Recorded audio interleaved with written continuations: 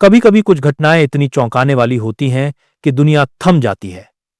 और आज की बात में हम बात करेंगे उस रात की जब दुनिया का सबसे ताकतवर नेता बगराम से निकाला गया और भारत ने दिया ऐसा जवाब जिसने दुश्मनों की नींद उड़ा दी। सवाल यह है, क्या सच में बगराम एयरबेस पर हुआ ब्रह्मोस का सबसे बड़ा अटैक? क्या भारत ने B-2 बॉम्बर की मदद से एक ऐसी स्ट्राइक की जिसे अमेरिका भी दुनिया के सामने स्वीकार नहीं कर पा रहा? और क्या इसी स्ट्राइक के बाद डोनाल्ड ट्रंप को आधी रात में अफगानिस्तान के बगराम बेस से हटाना पड़ा? आज की बात में हम आपको बताएंगे वो कहानी जो दुनिया से छुपाई जा रही है, वो स्ट्राइक जिसने बदल दिया एशिया का पावर बैलेंस। रात थी 2:17 की। बगराम एयरबेस अफगानिस्तान का सबसे सुरक्षित इलाका, अमेरिका का सबसे बड़ा एयरबेस, जहां कभी आतंक के खिलाफ जंग की रणनीति तय होती थी, उसी बेस पर मौजूद थे पूर्व अमेरिकी राष्ट्रपति डोनाल्ड ट्रंप। एक गुप्त दौरे पर आए थे अफगानिस्तान के हालात का जायजा लेने। लेकिन उसी रात आसमान में कुछ ऐसा हुआ जिसे अमेरिकी रडार पकड़ नहीं पाए।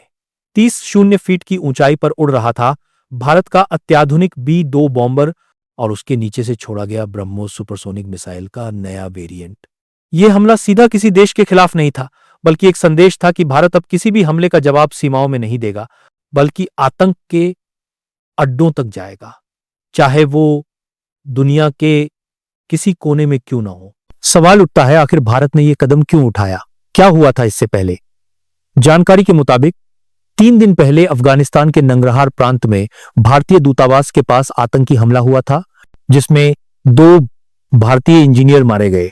जांच में सामने आया कि हमले की प्लानिंग पाकिस्तान के कब्जे वाले इलाके से हुई थी और हथियार सप्लाई अफगानिस्तान के एक गुप्त कैंप से।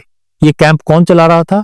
सूत्र बताते हैं कि उस कैंप के आसपास अमेरिकी फोर्सेस की गतिविधि थी, लेकिन कोई सीधी कार्रवाई नहीं हुई। भारत को शक हुआ कि कहीं ये आतंक के खिलाफ जंग का खेल दोहरा नहीं खेला जा रहा। और फिर दिल्ली में एक बैठक हुई सुरक्षा परिषद की, जहां मौजूद थे NSA अजित डोभाल रक्षा मंत्री और वायुसेना प्रमुख। वहीं फैसला हुआ, अब जवाब वक्त पर नहीं मौके पर दिया जाएगा। राजत शर्मा का सवाल, क्या भारत ने अमेरिका को बताए बिना अफगानिस्तान की धरती पर कार्रवाई की, या अमेरिका को पहले से इस प्लान की भनक थी? जवाब छुपा है उस रात के रडार लॉग्स में, जो आज तक सार्वजनिक नहीं किए गए। B-2 बॉम्बर, जो दरअसल अमेरिकी टेक्नोलॉजी है, भारत ने अमेरिका के साथ एक संयुक्त ऑपरेशन के तहत इस्तेमाल किया था। इस मिशन का कोडनेम था operation silent falcon. B-2 bomber के भीतर से छोड़ा गया ब्रह्मोस क्रूज मिसाइल का नया संस्करण, जो सिर्फ 3 मिनट में 500 किलोमीटर दूर टारगेट पर पहुंच गया। और टारगेट था अफगानिस्तान का वही इलाका जहां पाकिस्तान समर्थित आतंकी ग्रुप सक्रिय थे। हमारे सूत्र बताते हैं कि इस स्ट्राइक के कुछ सेकंड बाद ही बगराम बेस पर सायरन बज उठे। अमेरिकी सुरक्षा एजेंसियों को लगा कि बेस खुद टारगेट बन गया है। डोनाल्ड ट्रंप को तुरंत सुरक्षित बंकर में ले जाया गया और फिर आधी रात को एक गुप्त हेलीकॉप्टर के जरिए बाहर निकाला गया। आधिकारिक बयान में कहा गया कि बगराम एयरबेस पर एक संदिग्ध ड्रोन गतिविधि देखी गई थी, लेकिन सच्चाई यह थी कि वो कोई ड्रोन नहीं, बल्कि भारत की चेतावनी थी। भारत ने यह स्ट्राइक क्यों की, इस पर कई थ्योरीज सामने आई। कुछ ने कहा कि यह पाकिस्तान के लिए संदेश था, कुछ ने कहा कि यह चीन के लिए संकेत था कि भारत अब किसी की धमकी से नहीं डरेगा। लेकिन असली सवाल यह है, ट्रंप को क्यों हटाना पड़ा? क्या अमेरिका को लगा कि भारत का अटैक उस बेस को भी खतरे में डाल सकता है जहां उनका पूर्व राष्ट्रपति मौजूद था, या फिर ट्रंप को पहले से अंदेशा था कि भारत कोई बड़ी कार्रवाई करने वाला है? और ये वही ट्रंप हैं जिन्होंने अपने कार्यकाल में कहा था, India is a great friend but they must take tough actions against terror. और शायद भारत ने वही किया, लेकिन अपने तरीके से। अमेरिका के कई रक्षा विशेषज्ञों ने भी माना कि ब्रह्मोस मिसाइल की रेंज और स्पीड आज दुनिया में किसी के पास नहीं है। और जब इस मिसाइल का नया एयर बेस्ड वर्जन तैनात हुआ, तो उसने आतंक के ठिकानों पर वो वार किया जो कभी कल्पना में भी नहीं था। आइए आपको बताते हैं इस ऑपरेशन के अंदर की कहानी। 48 घंटे पहले भारतीय वायुसेना के ग्वालियर बेस पर शुरू हुई थी एक तैयारी। वहां पहुंचे थे इजराइल के कुछ रक्षा विशेषज्ञ और एक विशेष सॉफ्टवेयर लाया गया था जो किसी भी विदेशी रडार को धोखा दे सकता था। यह सॉफ्टवेयर लगाया गया था उस बी-2 बॉम्बर पर जो अमेरिका से भारत आया था एक संयुक्त प्रशिक्षण के नाम पर। लेकिन असल मिशन कुछ और था। बी-2 बॉम्बर में भारतीय पायलट और अमेरिकी टेक्निकल टीम दोनों मौजूद थीं। मिशन की ब्रीफिंग खुद एनएसए डोभाल ने की थी। आदेश साफ था, स्ट्राइक साफ सुथरी हो, कोई नागरिक नुकसान न हो, लेकिन संदेश साफ चला जाए। राजत शर्मा सवाल पूछते हैं, क्या भारत अब नो बाउंड्री स्ट्राइक पॉलिसी पर चल रहा है, यानी जहां से भी खतरा आए वहीं जाकर वार? यह नीति अगर स्थायी हुई तो आने वाले वक्त में भारत का रक्षा सिद्धांत पूरी तरह बदल सकता है। पहले भारत सीमाओं तक सीमित था, अब भारत सीमाओं से आगे सोच रहा है। बगराम एयरबेस पर हमले के बाद दुनिया के कई देशों में हलचल मच गई। बीजिंग में मीटिंग बुलाई गई, पाकिस्तान ने इमरजेंसी सेशन किया और अमेरिका ने बयान दिया, हम अपने सहयोगी देशों के साथ मिलकर शांति की दिशा में काम कर रहे हैं। लेकिन असलियत यह थी कि इस स्ट्राइक के बाद हर देश ने अपने सुरक्षा सिस्टम को अपडेट किया। अफगानिस्तान में तैनात तालिबान समूह ने कहा, हमें नहीं पता हमला किसने किया, लेकिन आवाज आसमान फाड़ देने वाली थी।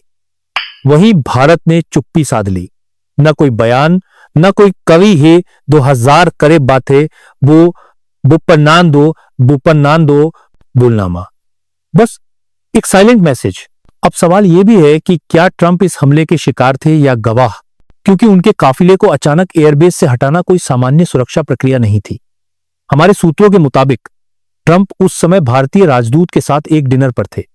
जैसे ही एयरबेस पर अलर्ट जारी हुआ, उन्हें तुरंत बुलेट प्रूफ शील्ड के बीच से निकालकर ईगल एक हेलीकॉप्टर में बैठाया गया।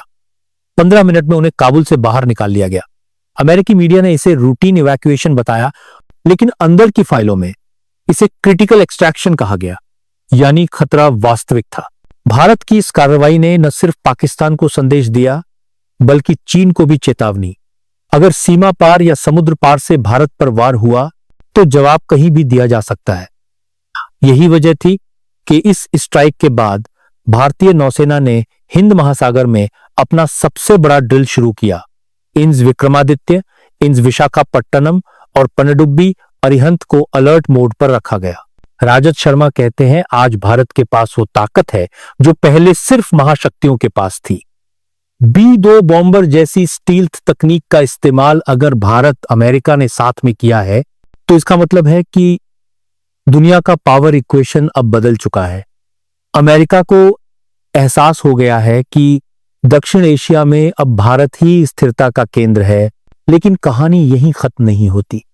ब्रह्मोस के जिस नए संस्करण का इस्तेमाल स्ट्राइक में हुआ, उसकी स्पीड 4.8 माक बताई जा रही है, यानी आवाज से लगभग 5 गुना तेज।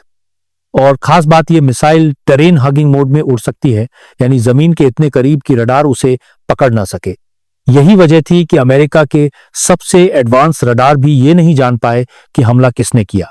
अब जरा सोचिए, अगर भारत ने ये टेक्नोलॉजी तनी चुपचाप हासिल की है तो क्या दुनिया वाकई जानती है कि भारत की असली सैन्य क्षमता क्या है? यही वो बात है जो इस मिशन को रहस्य बनाती है, और शायद इसी वजह से इसे नाम दिया गया साइलेंट फॉल्कन, यानी वो बाज जो बिना आवाज उड़ता है लेकिन वार घातक करता है। हमारे सूत्रों के मुताबिक इस स्ट्राइक के बाद अमेरिकी इंटेलिजेंस एजेंसियों ने भारत से एक गोपनीय बातचीत की। अमेरिका चाहता था कि भारत इस ऑपरेशन की जिम्मेदारी सार्वजनिक रूप से न ले ताकि क्षेत्रीय अस्थिरता न बढ़े।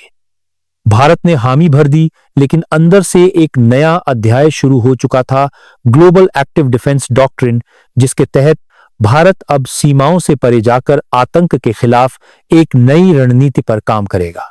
राजत शर्मा सवाल पूछते हैं, क्या ये वही भारत है जो कभी प्रतिक्रिया देने में हिचकता था? क्या ये वही देश है जो अब तय कर चुका है कि उसकी सुरक्षा किसी सीमा की मोहताज नहीं? और अगर हां, तो आने वाले समय में दुनिया को भारत के सैन्य और रणनीतिक फैसलों के लिए तैयार रहना होगा। बगराम की वो रात इतिहास में दर्ज हो गई, न किसी आधिकारिक रिपोर्ट में, न किसी न्यूज हेडलाइन में, लेकिन गुप्त दस्तावेजों में। और उस दस्तावेज में लिखा है मिशन सक्सेसफुल। ट्रंप को सुरक्षित निकाल लिया गया, भारत ने अपना संदेश दे दिया और आतंक के कई ठिकाने नेस्तनाबूद हो गए। लेकिन यह कहानी अभी अधूरी है, क्योंकि बगराम से ट्रंप की उड़ान के बाद जो हुआ उसने अमेरिका और भारत दोनों के रिश्तों की दिशा बदल दी। आने वाले कुछ घंटों में वॉशिंगटन से जो आदेश निकले उन्होंने दुनिया की राजनीति की परिभाषा ही बदल दी। तो आज आपने देखा कैसे बगराम की रात ने दुनिया का पावर बैलेंस बदल दिया। भारत ने बिना शब्दों के वो जवाब दिया जो सालों तक याद रखा जाएगा। ट्रंप को बगराम से निकालना सिर्फ एक घटना नहीं थी, ये एक संदेश था कि अब भारत किसी के इशारे पर नहीं, अपनी शर्तों पर काम करता है। अगर आपको हमारी ये कहानी पसंद आई हो तो वीडियो को लाइक करें, अपने दोस्तों के साथ शेयर करें और चैनल को सब्सक्राइब करना न भूलें, क्योंकि आने वाले एपिसोड में हम लाएंगे ऐसे ही खुलासे जिनके बारे में दुनिया बात नहीं करती, लेकिन सच्चाई वहीं से शुरू होती है। मैं हूं राजत शर्मा, मिलते हैं अगली कहानी के साथ। तब तक के लिए जय हिंद,